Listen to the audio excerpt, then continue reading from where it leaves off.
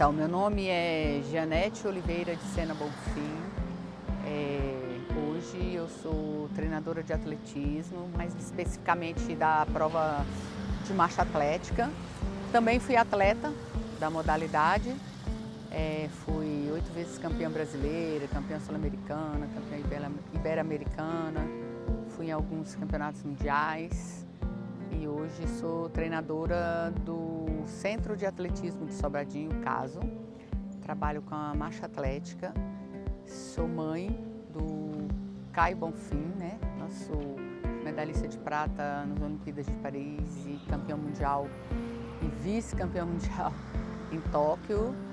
Temos um projeto, trabalhamos com várias crianças aqui das periferias aqui da cidade e temos outros atletas também, revelamos outros atletas também de todas as modalidades e categorias. Janete, primeiro de tudo, em relação à marcha atlética, como surgiu essa vontade de praticar marcha atlética? Como você começou na marcha atlética? Então, a marcha atlética, ela veio meio por acaso na minha vida, né? Eu sempre pratiquei esporte, desde criança, assim.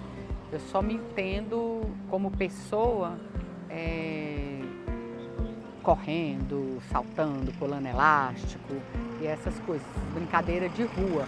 Eu nunca fui uma menina de ficar brincando de boneca, de casinha, aquela menina tranquila. Então o esporte, ele sempre fez parte da minha vida. Eu joguei vôlei na escola, basquete, futebol, handebol, o que viesse eu praticava.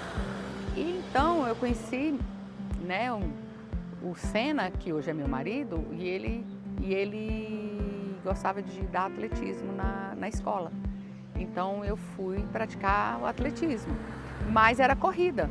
Então, como uma atleta resistente, eu corria com as provas de 5.000, 10.000, meia maratona, né? Mas eu nunca me destaquei assim na corrida, não. Aí um dia, depois que eu engravidei do Caio, eu ainda não tinha recuperado toda a minha forma física, mas eu já havia voltado aos treinos e tal, mas ainda faltava mais tempo para recuperar o condicionamento físico. Ia ter um campeonato aqui em Brasília, né? O nosso campeonato estadual. Eu não podia participar das provas dos 5.000 e 10.000, que eram as minhas provas, porque as outras meninas que eu vencia antes de engravidar, elas estavam melhores condicionadas fisicamente que eu. E eu não poderia participar da competição por conta disso, porque elas estavam melhores que eu e não tinha vaga para mim no 5.000 e no 10.000. E aí o Sena falou, olha, a gente tem uma prova, você gosta de competir, você já está treinando e tal, e para você não ficar sem competir, a gente tem uma prova aí que a gente não tem ninguém. Aí eu perguntei, que prova? A marcha atlética. Eu, meu Deus, eu nunca fiz marcha atlética, nem sei marcha atlética. E eu era, né, fazia parte do grupo das pessoas que não gostavam da marcha atlética, que achava esquisito, que achava feio, que ia embora quando a prova começava. Mas, enfim, é aquilo que a gente fala da vida, né? O trem passa. Se você não entra, perde o vagão, aí depois não vai ter outra oportunidade e fica chorando as mágoas. E eu fui. Entrei nessa prova, treinei uma semana mais ou menos. Como eu já vinha da escola do fundo, né? Do fundo, de correr longas distâncias, então essa parte de correr a longa distância eu já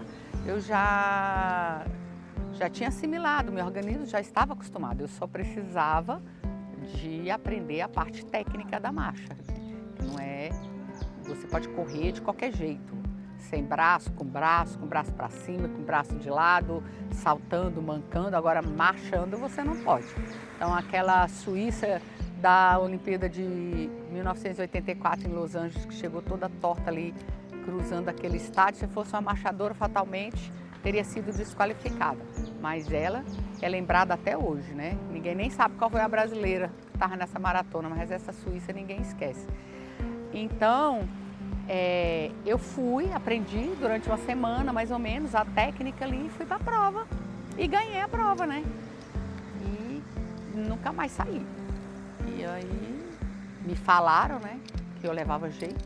Eu acreditei, comecei a treinar, investir e aprendi, melhorei, me tornei uma campeã, me tornei uma das principais atletas do país na época e marquei minha geração e me apaixonei, o mais importante, me apaixonei pela modalidade, pela prova e hoje eu passo horas assistindo marcha atlética e nem me canso. E hoje trabalho com a modalidade e ainda veio meu filho que veio fazer a modalidade também, então estava escrito nas estrelas que era para ser assim. Então levava jeito. Levava jeito. Tá, essa sua relação com o Caio, como que ele começou na marcha atlética? Vocês que insistiram, você e seu marido que insistiram para ele começar no esporte ou ele começou por ele mesmo, vendo vocês como inspiração? Então, a gente nunca, assim, nós, eu e Senna, a gente sempre teve como lema não impor nada aos nossos filhos. A gente apresenta, né? Como apresentamos a música, como apresentamos o teatro, como apresentamos os livros, como apresentamos a cultura, apresentamos o esporte. E a gente vive o esporte. Então ele cresceu nessa vida de beber e ir para as pistas. Enquanto eu competia, ele ficava com os outros na arquibancada. Então ele cresceu vendo isso, né? Na verdade, o Caio jogava futebol porque ele gostava, então a gente viu que ele gostava, a gente matriculou ele nas escolinhas de futebol, então ele jogava seis dias da semana ele jogava e do domingo ainda para os jogos. Ele cresceu ali nesse meio e volta e meia estava com a gente nas competições. Ele nunca correu, ele nunca fez nenhuma outra modalidade que não fosse a marcha atlética. Então, de me ver marchar, aí, sabe como é criança, fica imitando, ficava marchando do meu lado. Então, a gente sempre soube que ele levava esse jeito, né? E um menino elétrico também, que não ficava quieto. Você tinha que colocar ele no esporte, porque se você não colocasse, não era natação, era o judô, era o karatê, era o futebol, porque você tinha que extravasar a energia da pessoa, senão destruiu o mundo. E aí ele foi crescendo vendo isso. E aí ele se decepcionou, né, com o futebol em algum momento, com 16 anos mais ou menos, e ele já estava dando os primeiros passos como marchador, se destacando. E aí ele tomou a decisão de abandonar o futebol e fazer só a marcha atlética. Então, tudo meio assim, você entendeu? Nada imposto, foi acontecendo. É aquela história, as oportunidades, eu não acredito que ninguém no mundo nasça sem nenhuma oportunidade, por menor que seja. Você perdeu o time e não pegou. Então a gente soube fazer isso, né? Eu soube fazer, ele soube fazer, estamos no time certo e conquistamos. Aí, estamos aí conquistando. E como é que foi a sua transição de atleta para treinadora? Era mais treinadora do seu filho. Então, eu não tinha nenhuma ambição, nenhuma pretensão de me tornar treinadora. Eu sou formada em Direito, eu sou advogada. A minha intenção pós-atleta era advogar, né? Tanto que eu já tinha um escritório, eu já fazia algumas audiências. E eu queria mesmo era advogar, não queria fazer concurso, não queria nada, eu queria advogar. E meu escritório já estava montadinho, só esperando terminar a carreira para trabalhar. Já pegava algumas causas aqui e ali, mas aí nesse meio termo, nesse passo mesmo, nesse intervalo de parar de ser atleta para começar a entrar em outra profissão, o Caio apareceu. E aí eu vi, né? Porque o meu marido, ele cuida do clube como um todo, ele é um gestor, apesar de ser treinador, ele é um gestor que cuida do clube. Então, a parte administrativa, correr atrás de patrocínio, fazer isso, fazer aquilo. Tem os meninos da velocidade, tem os meninos do meio fundo, tem os meninos do fundo do lançamento, do salto. A marcha atlética, ela exige uma presença do treinador. treinador tem que estar todo... Olha, todo dia a gente fala a mesma coisa, tecnicamente, para o atleta. Então, se você não tem isso, é muito difícil o atleta melhorar, evoluir, porque mentalmente ele pensa que está fazendo tudo certo e às vezes não está, né? Então, eu vi nele a necessidade dessa presença. Aí eu fui me preparar, estudar e me preparar para ser uma treinadora de marcha atlética também. Então, assim, mais uma coisa que aconteceu, né? Não fui atrás, não era o meu sonho de vida. Meu sonho de vida era ser advogada e ser atleta, não treinadora, mas foi os planos que eu não fiz, mas que Deus sabia que era para mim e que eu gostei, que me encontrei nisso e hoje eu não me vejo fazendo outra coisa. A gente acompanha a carreira do Caio há bastante tempo, ele segue o público, o Caio está aí. A gente já sabia que ele seria um grande atleta, mesmo antes de conquistar o que ele já conquistou, mas você acompanhou muito mais perto. Como é que foi isso? De você ser a mãe dele, de ver tudo que ele conquistou, estando ali tão pertinho, acompanhando cada detalhe, ainda mais pequeno? É a parte mais gratificante do meu lado profissional, né? Porque como mãe, toda mãe quer que seus filhos tenham sucesso, que se encontrem na vida, que se realizem, que sejam felizes.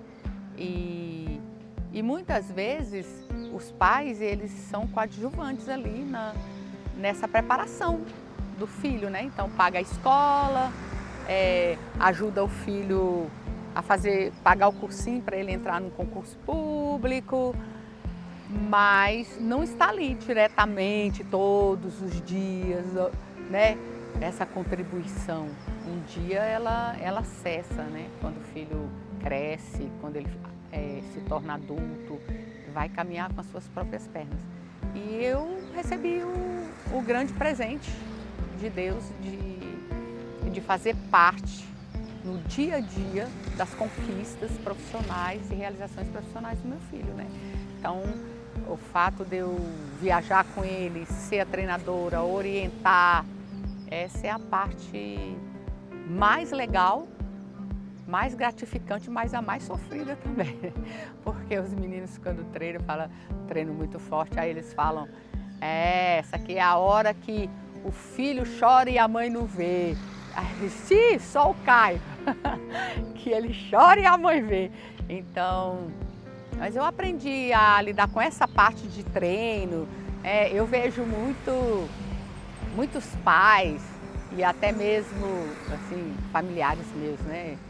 Tios dele. Ai, coitado, meu Deus, isso é um sofrimento. Se você for olhar por esse ângulo da superproteção, você não vai deixar seu filho fazer nada, porque qualquer coisa ele vai ter que sofrer.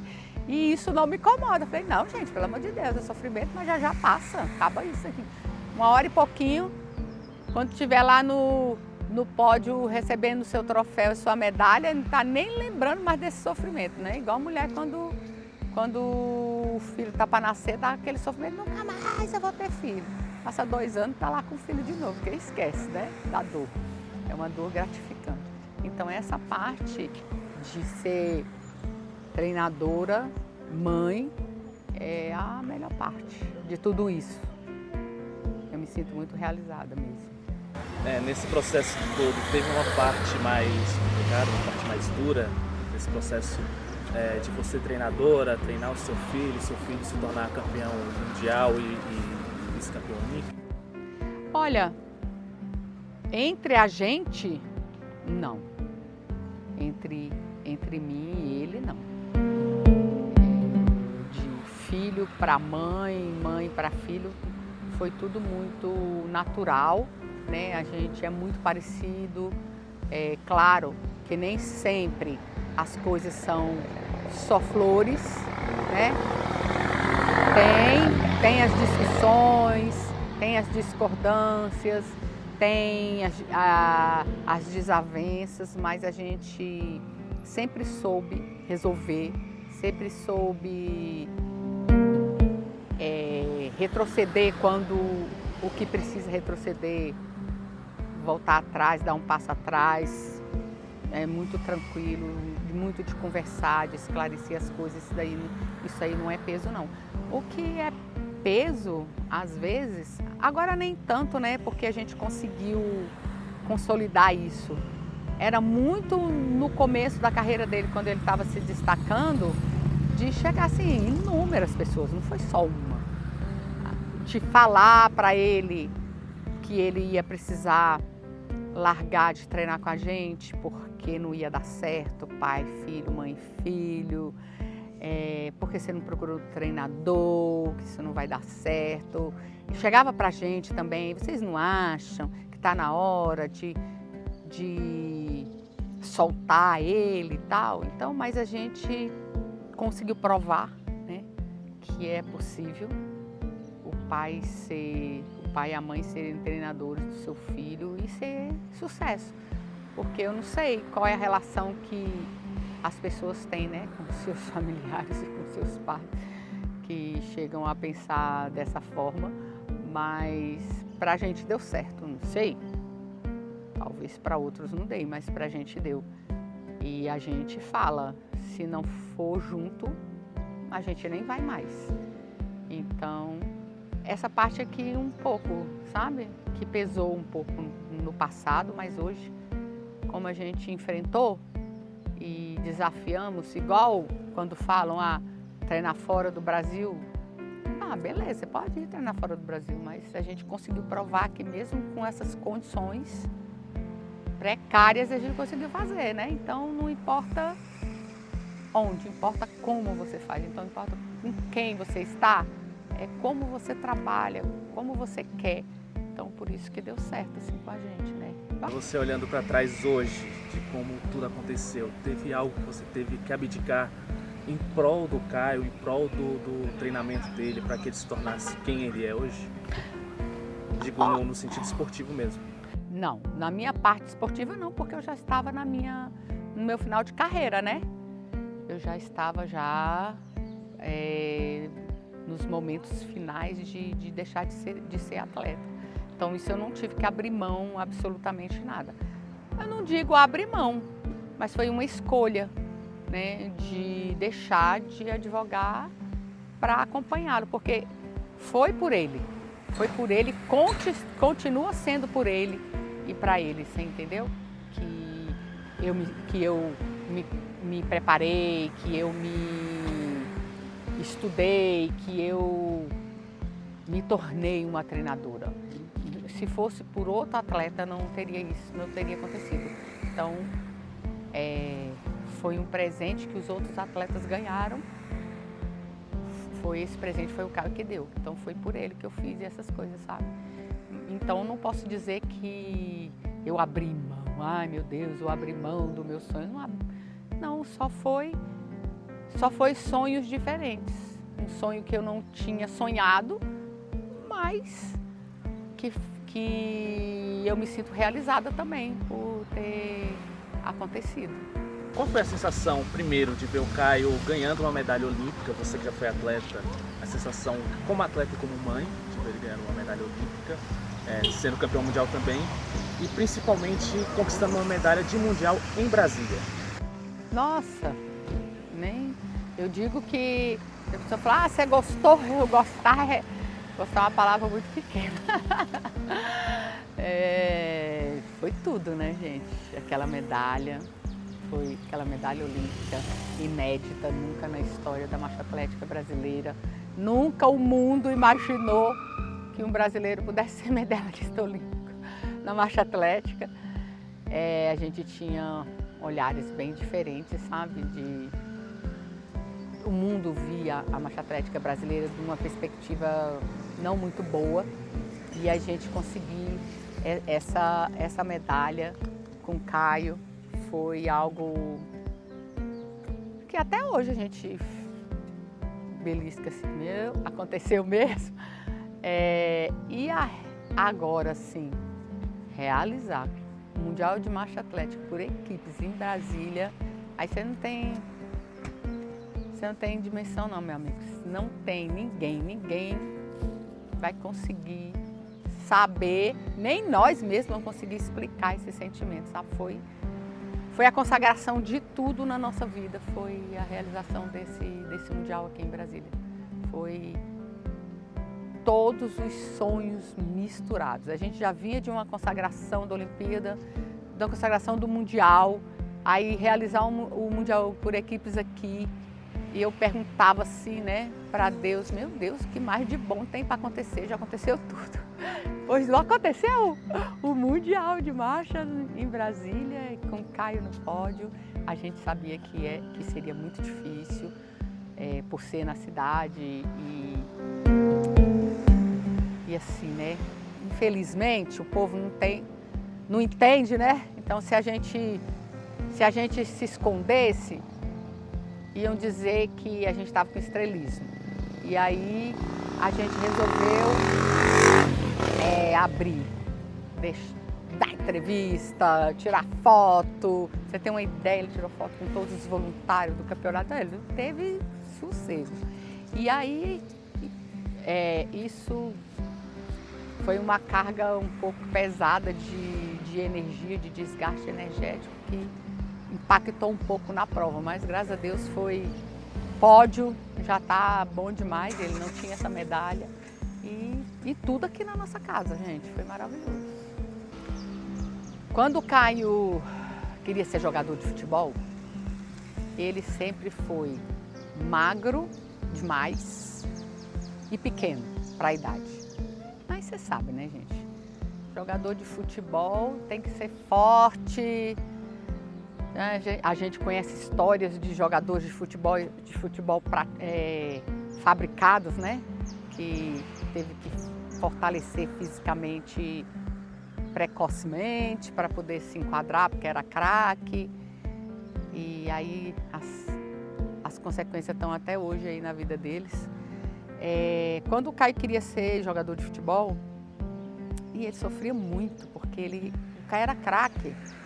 Mas como ele era pequeno e magro demais, ele era o primeiro a ser substituído, nunca jogava o jogo todo, às vezes fazia uma jogada fenomenal, mas no segundo tempo o professor dava aquela oportunidade para ele, porque ele era muito esforçado, não faltava treino, era o que mais treinava, mas no fundo ele não era o preferido, né? E aí um dia eu sentei com ele e falei assim, meu filho, você quer mesmo ser jogador de futebol? Porque se você quiser ser jogador de futebol, sua mãe vai largar tudo que ela faz. E nós vamos sair por esse Brasil afora fazendo peneira aí. Porque se o Cafu fez não sei quantas peneiras, né? Que eu já nem sei mais quantas, que uns falam uma coisa ou outra, mas fez tanta peneira e foi capitão do Peita, por que você não pode sonhar? Então, o que eu quero dizer com isso? É que eu sonhei o sonho dele. Então, o que ele quisesse fazer, eu iria apoiá-lo. E chegou em casa e falou, hoje foi o meu último dia no futebol e eu vou me dedicar à marcha atlética. E eu falei, meu filho, você não vai ser milionário, porque primeiro o atletismo não deixa ninguém milionário, a marcha atlética muito menos. Mas você vai mudar uma história, você vai deixar um legado e você vai ser inspiração para um monte de gente. E é o que vale, ter o suficiente para viver, pelo menos você vai poder sair na rua.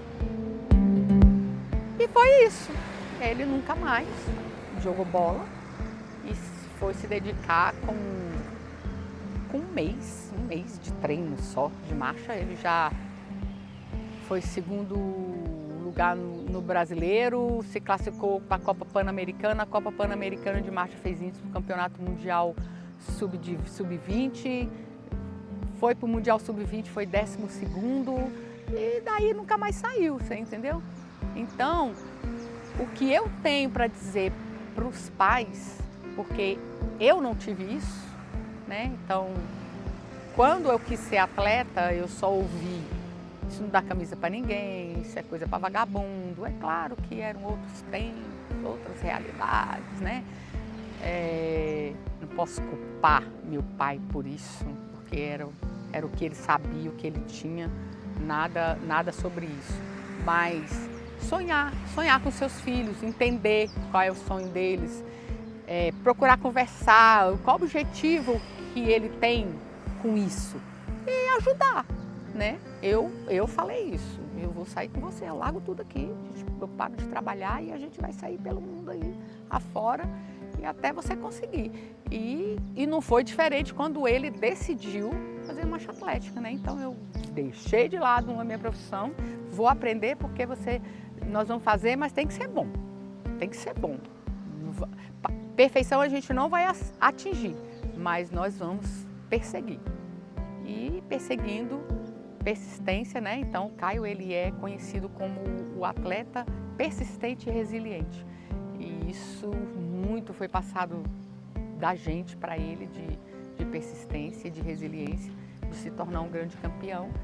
Mas eu digo como pai, né? Se você precisa ser igual a mim, né? Que vai ser a treinadora, mas de oferecer as condições, né? Tem muito pai, tem atleta aqui que a mãe vai sair, eu vou sair hoje, você não vai pro treino, você vai ficar com seus irmãos, entendeu? Para mim isso é um absurdo, jamais faria isso. A minha casa tem varanda, assim, ó, minha casa é assim, mais ou menos assim, tem varanda em volta, para não deixar meus filhos sozinhos, eu treinava nessa varanda. Então, eu acho que é essa parte dessa consciência que a gente tem, não é?